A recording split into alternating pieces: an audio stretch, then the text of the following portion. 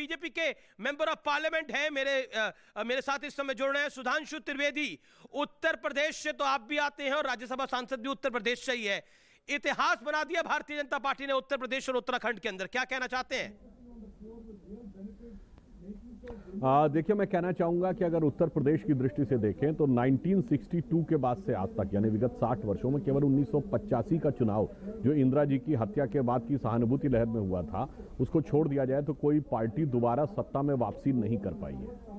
कोई भी मुख्यमंत्री 5 वर्ष का कार्यकाल पूरा करने के बाद 1937 से यानी ब्रिटिश टाइम से, जब से उत्तर प्रदेश की असेंबली कॉन्स्टिट्यूट हुई थी, तब से आज तक कभी भी दोबारा चुनाव जीत कर नहीं आया है। तो मैं कह सकता हूं कि एक बड़ा परिवर्तन, युगांतर स्थापित हुआ है उत्तर प्रदेश में। और अगर हम पूरे चुनावों को देखें तो उत्तराखंड से शुरू करें तो उत्तर से लेके उत्तर पूर्व तक यानी मणिपुर तक, गंगा जमुना के मैदान से लेकर गोमांतक यानी गोवा तक, यह दिखाई पड़ रहा है कि 2014 में जो एक परिवर्तन की शुरुआत की थी भारत की राजनीति में मोदी जी के नेतृत्व में भारतीय जनता पार्टी ने, अब वो क्रमशः भिन्न भिन्न राज्यों, क्षेत्रों में एक व्यापक स्वीकार्यता के साथ आगे बढ़ता चला जा रहा है। यहाँ एक और बात कहना चाहूंगा, यूपी में अगर हम देखें तो 14, 17, 19, 22 यानी हम चौका लगाने के लिए पूरी तरीके से तैयार खड़े हुए हैं। और यहाँ एक और बात मैं अमीश जी कह देना चाहता हूँ, 19 का लोकसभा चुनाव इसलिए महत्वपूर्ण था क्योंकि इसमें फर्स्ट टाइमर वोटर वो था जिसने अपनी आंखें 21वीं सदी में खोली थी, जिसे हम मिलेनियम जनरेशन कहते थे।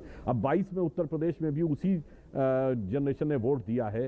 तो अब ये जो मिलेनियम जनरेशन है, 21वीं सदी की युवा पीढ़ी, ये उस जात, बिरादरी, परिवारवाद यानी जात का मुद्दा बनाओ, परिवार की जागीर को मजबूत करो, उस प्रकार की राजनीति से बियॉन्ड जाना चाहती है कि किसी 1-2 जातियों को डुबाएंगे और 1-2 जातियों से डराएंगे, अपना उल्लू सीधा करेंगे और फिर अपने परिवार का सरमाया बढ़ाएंगे। मुझे लगता है कहीं ना कहीं उस राजनीति के ऊपर भी जनता ने एक निर्णायक कुठाराघात करता हुआ दिखाई पड़ रहा है। जी, यूपी में जो जाट फैक्टर था उसमें बीजेपी को 4 सीटों का नुकसान हो रहा है, सपा को 5 सीटों का फायदा हो रहा है, बीएसपी को 1 सीट का नुकसान हो रहा है। लेकिन भारतीय जनता पार्टी अपने आप को अगर हम कह सकते हैं कि it is moving around 266 to 270, ऐसा लगता है कि भारतीय जनता पार्टी यहां पर उत्तर प्रदेश के अंदर 265 से 275 के बीच में कहीं भी अपनी फिनिश कर सकती है।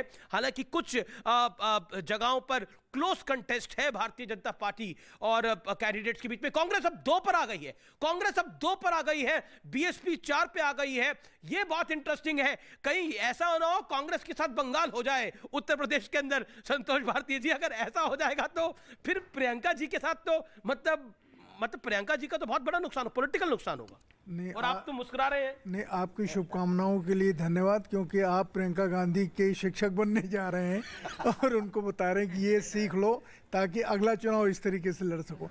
देखिए, जो सत्य है वो सत्य है। अब जब उन्होंने चुनाव में गड़बड़ी की, या उस चुनाव को, उत्तर प्रदेश के चुनाव को कांग्रेस ने कहाँ लड़ा?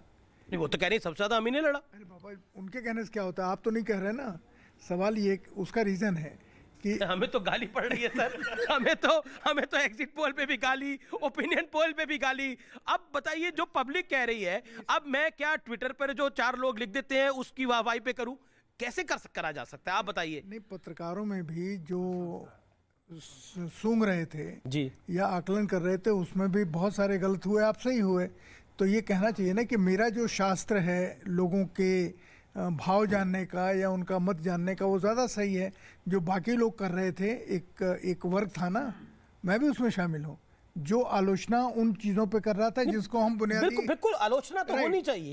तो हम ये नहीं समझ पाए कि जिन चीजों को हम मुद्दा मान रहे हैं उनको जनता मुद्दा नहीं। अब जैसे दिल्ली का चुनाव था, दिल्ली के चुनाव में स्पष्ट दिख रहा था कि आम आदमी पार्टी आगे है, बीजेपी ने अपना वोट शेयर बढ़ाया, एक मोमेंटम था, लेकिन उस तरह की स्थिति बीजेपी की सरकार बनाने की आएगी ऐसा नहीं होगा। पंजाब के अंदर क्लियर दिख रहा था कि किस तरह से पहला रिजल्ट हमारे पास है, लगभग बीरेन्द्र सिंह जो ने कांग्रेस के उम्मीदवार को हरा दिया है, सिटिंग सीएम है, दबंग नेता है वहां के मणिपुर के, और अपनी सीट को जीत रहे हैं। संबित पात्रा पूरे चुनाव में किसी को नहीं दिखे, वो मणिपुर को मैनेज कर रहे हैं और लगातार वही है, वो चुनाव प्रभारी है। और बीजेपी 270 पे यहां पे पहुंच गई है उत्तर प्रदेश के अंदर, 270 भारतीय जनता पार्टी। मैं कह रहा हूं कुछ सीट्स पे क्लोज कंटेस्ट है, वहां पर विनिंग पार्टी हमेशा एज ले लेती है जिसकी सीटें ज्यादा होती हैं। लेकिन बोलिए, देखिए छोटे राज्य हैं मणिपुर, इसको भी इसकी ज्यादा चर्चा नहीं हो रही, लेकिन वहां बीजेपी सरकार रिटेन कर रही है। उनके दो महत्वपूर्ण जो घटक थे उसके अलग होने के बावजूद, और जेडीयू भी वहाँ अलग लड़ रही थी, उसके बावजूद इस प्रकार का परफॉर्मेंस कहीं ना कहीं काबिल तारीफ है वहाँ के मुख्यमंत्री और बीजेपी के लिए। जी, और इसका तो कॉम्प्लीमेंट संबित पात्रा को भी जाता है, सुधांशु त्रिवेदी के तो दोस्त भी है। सुधांशु जी, मणिपुर के अंदर तो भारतीय जनता पार्टी वापस आ रही है, गोवा मणिपुर, मतलब गोवा के अंदर तो ऐसा लग रहा था कि बहुत मुश्किल होगी बीजेपी के लिए, लेकिन स्थिति अनुकूल बन गई। लेकिन क्लोज कंटेस्ट हो गया गोवा में, 16-15 कांग्रेस 15 और बीजेपी 16, क्लोज कंटेस्ट हो गया। सब डॉक्टर सुधांशु त्रिवेदी। देखिए, गोवा में मेरा मानना है कि चुनाव परिणाम आने की प्रतीक्षा करनी चाहिए। हमें पूर्ण विश्वास है कि वहां स्पष्ट बहुमत मिलेगा, क्योंकि अभी तक जो मत प्रतिशत की जानकारी है उस मत प्रतिशत में भारतीय जनता पार्टी बहुत आगे है कांग्रेस से। इसलिए हमें उम्मीद है कि अब परिणाम जब आएगा, चूंकि वहां कॉन्स्टिट्यूंसी छोटी होती है, 30,000, 32,000, 35,000 की कॉन्स्टिट्यूंसी है, इसलिए ऐसा प्रतीत होता है। परंतु हम आश्वस्त हैं कि गोवा में हमें स्पष्ट एक सवाल एक आ रहा है, सवाल यहाँ पर बात कही तो मैं एक मजेदार, जी जी हाँ, आप बोलिए सुधांशु। मजेदार बात, आपके किस्से सुनने में तो मजा ही आता है। एक बात ये कह दूं, जैसे आपने कहा कि आपका अनुभव अटल जी से लेकर यहां तक है, आपने हर दौर की भाजपा को देखा है। चुनाव में मैं जगह जगह जाता था तो बहुत से लोग मुझसे कहते थे कि संबित पात्रा क्यों दिखाई कम पड़ रहे हैं। हम भी थोड़ा कम दिखते थे, चुनाव में लगे थे, तब मुझे बताना पड़ता था लोगों को कि वो मणिपुर के प्रभारी हैं, इस समय मणिपुर पे ज्यादा ध्यान दे रहे हैं, इसलिए टीवी पे कम नजर आ रहे हैं, जो आपने बात कही। और देखिए, मणिपुर में भारतीय जनता पार्टी बहुत अच्छा करती हुई दिखाई पड़ रही है।